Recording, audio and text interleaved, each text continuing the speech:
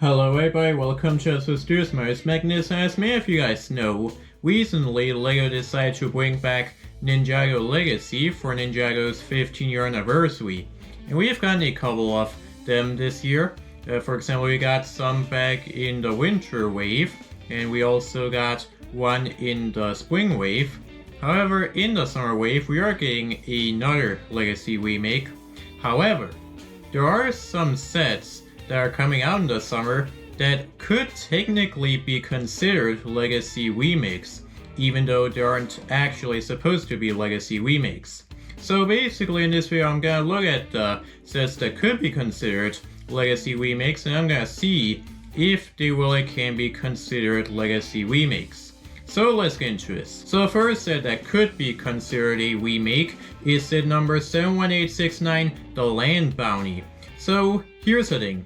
We got a Land Bounty back in with Season 11 Secrets of the Forbidden Spinjitzu with set number 70677 from 2019. So I was not really expecting LEGO to make another Land Bounty. I do think it's kind of interesting. Now I do not have the original version, but I do think it's kind of surprising that they decided to make another one. And now there are some changes, as you guys can see. Basically, there are no rubber blades on the sides, and also there are no sails at all. That's a bit strange. I actually kind of like the sails quite a bit. Now here's the thing. Even though this new one has more pieces, it actually looks a bit smaller than the original one. But maybe that's just me. But now this thing also does have 6 wheels, just like the original one. But I do kind of think that this is a bit of a downgrade compared to the original one. I'm not saying it's bad, I do like the design, but compared to the original, I just think the original one is a little bit better. But can we really consider this a Legacy remake? Well, even though this is a set from Ninjago Dragon's Rising Season 4, I do kind of think we can consider this a Legacy remake because, well, it does look very similar to the original Land Bounty in some ways. Now before I talk about the other Legacy remake, there is one thing I want to point out, which is, with the Dragon's Rising Season 4 sets, the background of the boxes seem to be set in the Neverrealm. And well, you have to keep in mind that the Neverrealm was featured in Season 11 Secrets of the Forbidden Spinjitzu. And well, that is where the Land Bounty first appeared. And now you know what's funny? This set wave is very similar to the Season 11 Secrets of the Forbidden Spinjitzu set wave. Basically, we have a vehicle for Kai and a motorbike for Cole, and we did get both of those with Season 11 Secrets of the Forbidden Spinjitzu. But now here's the thing.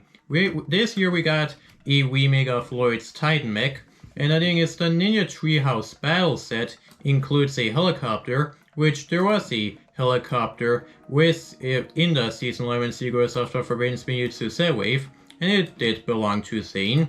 And well, the junior set for this wave is actually does feature a small snake, and there is a brick-built snake in the Season 11 Secrets of the Forbidden Spinjitzu set wave. And that wave also had a dragon with the Ice Fortress, which is also included in this set. So one thing I find very weird is that LEGO has for some reason remade the entire set wave from this one Ninjago season, which I do find to be a bit strange.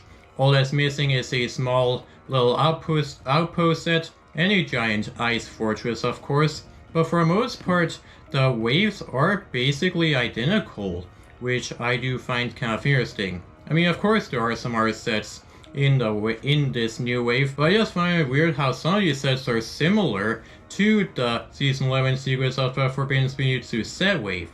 I find that kind of interesting and was not really expecting that at all. But now let's move on to the other Ninjago set that could be considered a Legacy remake, and it's a new Legend set, and that is the Ultra Dragon Battle.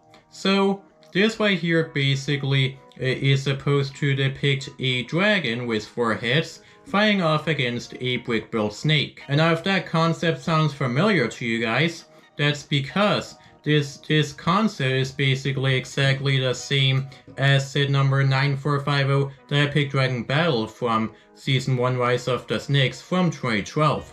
Basically, the set had a Ultra Dragon which had 4 heads, and it was fighting against the Great Devourer, and there was a side build as well.